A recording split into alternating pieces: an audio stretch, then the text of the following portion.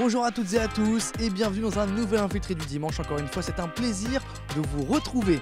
Le programme cette semaine, comme d'habitude, 4 événements et on commence à la chapelle Saint-Aubin, à la salle de Loré-du-Bois pour, non pas un bric-à-brac, mais un bric Happy pour de l'apiculture. C'est la 4e édition et il y a plein d'artisans autour du miel, donc que ce soit des artisans autour du culinaire, mais aussi autour d'objets à vendre, des ruches, des accessoires pour faire de l'apiculture. Ensuite, on continue notre programme au Mans, au Palais des Congrès et d'autres salles qui sont collées à côté du Palais des Congrès pour le 38e Festival international du voyage à vélo. Il y a plus de 60 exposants. Donc il y a de quoi faire, mais il y a aussi des conférences, des projections, toujours autour du voyage à vélo, plein de passionnés qui sont férus d'aventure. Ensuite, on continue notre programme pour un 3e sujet au karting du Mans pour une offre spéciale, une offre qu'il propose pendant les vacances scolaires. Donc vous pourrez profiter de cette offre si vous allez bientôt sur le karting des 24 heures du Mans. Mais on s'intéressera évidemment aussi de façon plus large à la pratique du karting. Et on finit notre infiltré, hop, de retour au Mans à la salle Paul Courboulet pour le 45e salon des arts plastiques. Donc là, c'est le dernier jour du salon, mais pour le coup, on aura une remise de prix, le prix du public. Allez, c'est parti pour cet infiltré, bonne émission. Allez, on commence cet infiltré avec un événement plus mielleux que jamais. Pour la 4e fois, l'Union syndicale apicole sartoise nous donne rendez-vous ici à la salle Loré-du-Bois, à la chapelle Saint-Aubin, pour non pas un bric-à-brac, mais un bric happy, apiculture. Vous l'avez? Moi aussi. C'est parti. Ça y est, nous sommes au cœur de la salle de Loré-du-Bois avec Luc Rigal, bonjour. Oui, bonjour à vous. Merci d'être venu nous rendre visite. Mais il n'y a pas de quoi, c'est normal. Donc vous êtes président de l'USAS, l'Union syndicale apicole sartoise. Oui, tout à fait, depuis 5 ans. Donc l'USAS propose quoi? Alors l'USAS, on est le syndicat apicole sartois et donc la défense des apiculteurs et des abeilles bien sûr. Et aussi donc on a une partie ruche école où on fait de l'initiation et du perfectionnement à l'apiculture. Voilà, et on a à peu près 70 élèves tous les ans en initiation et en perfectionnement. Dans l'initiation, qu'est-ce qu'on entend? C'est vraiment des cours?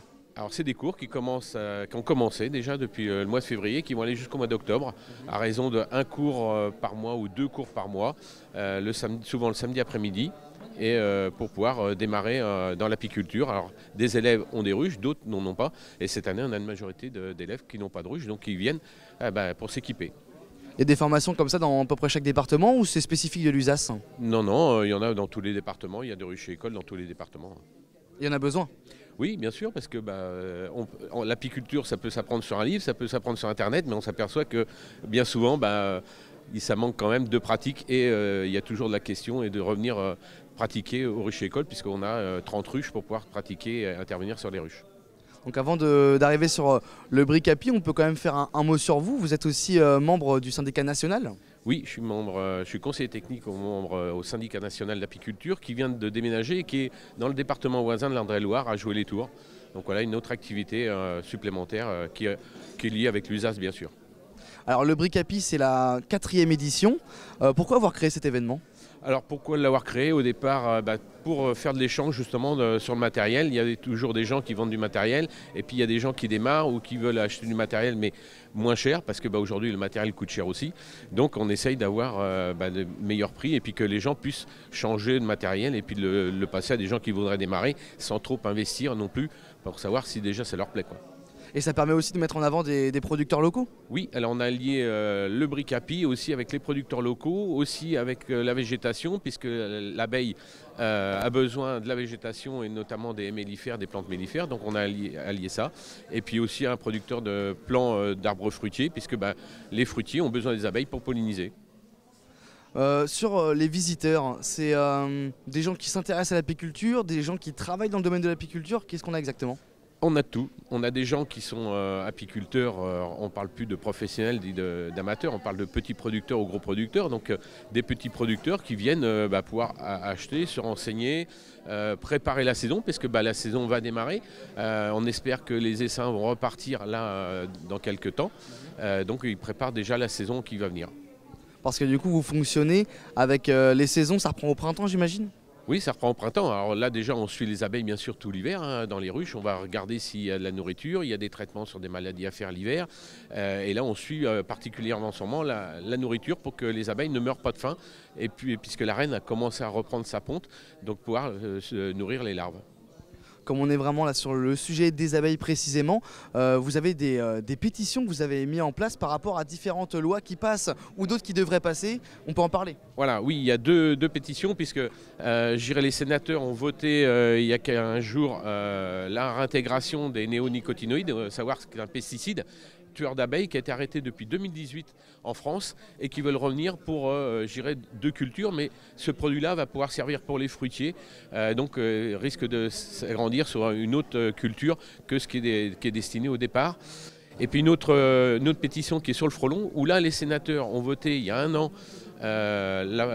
contre la prolifération, un projet de loi qui était à l'Assemblée nationale. Bon, vous avez su qu'il y a eu la dissolution de l'Assemblée nationale. L'Assemblée nationale a repris ses travaux, mais la loi n'est toujours pas à l'étude à l'Assemblée nationale, alors que j'ai interpellé quand même tous les députés sartois sur le sujet.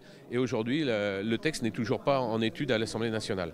Parce que vous me disiez que le frelon, on le sait, ça menace les abeilles, il tue les abeilles, mais aussi finalement une bonne haute partie de la biodiversité. Ah oui, le frelon va consommer 11 kg d'insectes dans son année, dans sa saison, mais il ne va pas consommer que de l'abeille. Il va consommer d'autres insectes. Donc on est sur toute la biodiversité et je dirais sur toute la partie insectes qu'il va consommer. Alors on a le frelon asiatique, mais on a aussi le frelon commun qui vient aujourd'hui sur les ruches, qui vient prendre des abeilles aussi et qui ne venait pas auparavant. Donc ça veut dire que lui, dans son système d'alimentation, il y a une chaîne alimentaire qui s'est rompue et qui va chercher de l'abeille pour se nourrir. Donc il y a des insectes aussi qui ont disparu.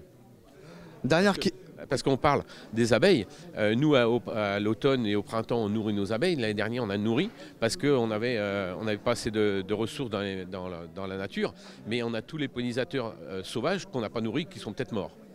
Merci beaucoup Luc. Nous on va aller se diriger vers le stand de safran, de miel avec du safran. Merci beaucoup. Bonne découverte. Merci. J'ai maintenant rejoint Stella, bonjour. Bonjour. Donc vous dirigez Safran Ivry-l'Évêque. Qu'est-ce que vous faites dans votre entreprise ? Déjà, je suis la gérante de mon entreprise. J'ai fait du safran bio en Sarthe. L'année dernière, on a été médaillé au Salon de l'Agriculture grâce à mon pistil de safran. Après, j'ai plusieurs produits safranés. J'ai aussi des partenariats comme la pâte sartoise, la rillette de Black Angus, la distillerie de Sonneur avec la liqueur, le miel aussi avec un petit producteur à côté de Saint-Céléran qui me fournit le miel et on fait le miel au safran. J'ai plusieurs produits. Les gens peuvent venir acheter chez moi aussi. Et on va être aussi disponible aussi à la place de la République tous les 12e samedi du mois. Très bien. Avec le village des créateurs ? Exactement. On les a vus la semaine dernière. Oui, moi j'étais aussi présente. Donc le safran, c'est vous qui le cultivez ? Oui, tout à fait. Depuis 2017. Et c'est compliqué à cultiver, il me semble, le safran. Il y en a très peu sur chaque pistil, c'est ça hein ? Oui, le safran, c'est le travail en fait du safranier qui fait le prix, parce qu'on ramasse la fleur, on élève quelques filaments qui sont 3 dans chaque fleur. Et tout est manuel, je n'ai pas de machine, j'ai rien. Juste un séchoir pour faire sécher les pistils. Mais après, tout le travail, c'est en octobre, la récolte, et c'est vraiment manuel. Et tout le travail de transformation que vous faites sur chaque produit, vous avez un laboratoire, quelque chose comme ça ? J'ai un petit labo chez moi, parce que... Oui. Non, dites-moi. Tous les produits sont faits maison. Et une partie, comme je t'ai dit, c'est partenariat. C'est ça. C'est là qu'ils sont faits dans des laboratoires. Merci beaucoup Stella pour vos explications. Et nous, on va aller voir un producteur de lentilles maintenant. Merci à vous. Merci, bonne journée. Merci à vous. J'ai rejoint maintenant Philippe Rivet, bonjour. Bonjour. Comment allez-vous ? Très bien. Donc vous produisez des lentilles ? Oui, je suis agriculteur avec mon frère et en diversification d'entreprise, on a fait le choix de faire de la lentille verte et on travaille avec des restaurants, les épiceries. Voilà. Alors pourquoi la lentille ? Parce qu'apparemment on n'en fait pas beaucoup dans le coin. C'est un choix, une idée qui nous est venue. Historiquement, on en faisait déjà. Et on travaillait avec coopératives et négociants. Puis on a fait le choix de travailler en vente directe avec restaurants et divers commerçants. Donc vous êtes situé en Eure-et-Loire, c'est ce que vous me disiez juste avant. Pourquoi êtes venu aujourd'hui au Bricapi? C'est pour faire parler de ce que vous faites en Sarthe? Alors moi, j'habite juste à côté, à Trongé. Et l'idée d'appeler les Graines du Puy, c'est que la commune s'appelle Saint-Denis-des-Puys, qui est située entre Nogent-le-Rotrou et Chartres. Okay. Voilà. Alors, les lentilles, pourquoi on n'en fait pas beaucoup dans le coin? Ou peut-être que Luc m'a dit une bêtise, on ne sait pas. Hein. Mais apparemment, on n'en fait pas beaucoup dans le coin. Est-ce qu'il y a une raison particulière? Non, je pense pas. C'est que voilà, c'est une idée qui nous est venue comme ça. Hein. Okay. Et c'est dur à cultiver? Non, ça se cultive assez facilement. Ça ne demande pas trop d'eau pour faire pousser. Et on plante ça fin mars, début avril et on récolte ça en juillet. Et vous me disiez que justement c'était destiné à la restauration notamment. En restauration, ils ont peu de producteurs locaux de lentilles comme ça? C'est ça, très peu de producteurs locaux. Après, beaucoup de lentilles viennent du Canada et de Chine. Et la lentille du Puy, l'origine du Puy-en-Velay. Et il y en a peu en France? Très peu. Est-ce qu'il y a une raison particulière à ça? Je ne sais pas du tout. On peut pas...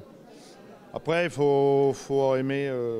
faut mettre en petit paquet, en vendre comme ça, c'est pas toujours facile, mais voilà. Nous, ça nous plaît bien, ça permet d'améliorer la diversification agricole. Et ça se vend? Oui, ça se vend. Ça se vend très bien. Tant mieux. Merci beaucoup Philippe, bonne journée à vous et bonne journée. Merci. On arrive tranquillement vers la fin du sujet et j'ai rejoint Umberto, bonjour. Bonjour, oui. Donc vous êtes ancien membre de l'USAS et vous venez donner un petit coup de main finalement. Oui, c'est ça, oui. Étant, on va dire, anciennement apiculteur, parce que j'ai moins de temps maintenant au jour d'aujourd'hui de pratiquer cet art, hein, on va dire ça proprement parlé. Donc voilà, je viens donner un petit coup de main à l'USAS, à des amis, pour vendre du matériel. Je vends aussi mon propre matériel. C'est aussi un pont pour parler avec les nouvelles personnes, ceux qui débutent dans l'apiculture. Alors c'est très intéressant parce que là, il y a un partage de connaissances. Donc oui, voilà, donc il y a du neuf, il y a du moins neuf. C'est un moment convivial, très convivial pour partager avec les personnes qui viennent visiter. Voilà. Et vous vendez du matériel, vous vendez quoi exactement? Parce que moi j'y connais pas grand chose et peut-être que les gens qui nous regardent n'y connaissent pas grand chose non plus, alors dites-nous. Alors, on va dire des ruches déjà, pour commencer. Tout ce qui concerne la miellerie, donc c'est-à-dire après la récolte du miel, donc on va venir récupérer ce miel, le mettre en pot, donc tous les accessoires qui sont liés à la miellerie. Des accessoires aussi pour aller au rucher, donc c'est-à-dire les vareuses, les lève-cadres, les enfumoirs. Les vareuses, c'est quoi? Les vareuses, c'est ce qu'on porte pour se protéger des abeilles, on va dire. Voilà, cette espèce de voile, voilà, c'est ce qu'on appelle ça le voile de la mariée en fait, hein, parce que du coup on a un petit peu l'impression de ressembler à une mariée tout en blanc, tout vêtu de blanc avec le joli voile. C'est peut-être aussi un joli parallèle, hein, parce que c'est vrai que quand on va voir les abeilles, c'est un moment, on va dire, où on a un partage ou un échange avec les abeilles, c'est-à-dire qu'il ne faut pas y aller non plus trop brusquement, c'est pas l'usine, c'est-à-dire qu'il faut y aller avec des mains douces. Donc voilà, je trouve que c'est un joli parallèle. Merci Umberto pour votre douceur et je vous souhaite une bonne journée et une bonne vente. Merci en tout cas, merci d'être venu. Y a pas de quoi, c'est normal, merci à vous, au revoir. Et on a rejoint Luc une nouvelle fois pour conclure le sujet du Bricapi. Est-ce qu'il y a des choses à venir la semaine prochaine ou bientôt? Alors oui, la semaine prochaine, on a rendez-vous avec nos adhérents, mais les gens qui veulent venir nous voir, on est au Rucher École et on fait une partie de plants. C'est-à-dire qu'on va planter des nouvelles haies mellifères pour les générations futures et pour les abeilles qui vont venir. Puisque quand on plante maintenant, c'est pour les générations futures, quoi. Alors, il faut préciser que le rucher, c'est à la Chapelle Saint-Aubin. À la Chapelle Saint-Aubin, au Douai Chaud. Et pour le GPS, il faut mettre le Grand Fougeret. Pour nous trouver, c'est plus facile parce que le Douai Chaud, c'est de l'autre côté. Très bien, j'espère que vous avez noté l'adresse. Moi, je vous dis sûrement à une prochaine, à l'année prochaine, peut-être pour un prochain Bricapi. Et que du bonheur. Eh ben, merci à vous de votre visite et puis à l'année prochaine pour le 5e Bricapi. Merci beaucoup. Nous, on part au Mans pour le Festival international du voyage à vélo. Ah, c'est une bonne discipline, le vélo, ça fait du bien, c'est très bon pour la santé. Et quand on peut se promener, en plus, profiter des voyages, c'est sympa. Voilà, nous on va se promener au Mans, c'est parti, au revoir. Au revoir, merci.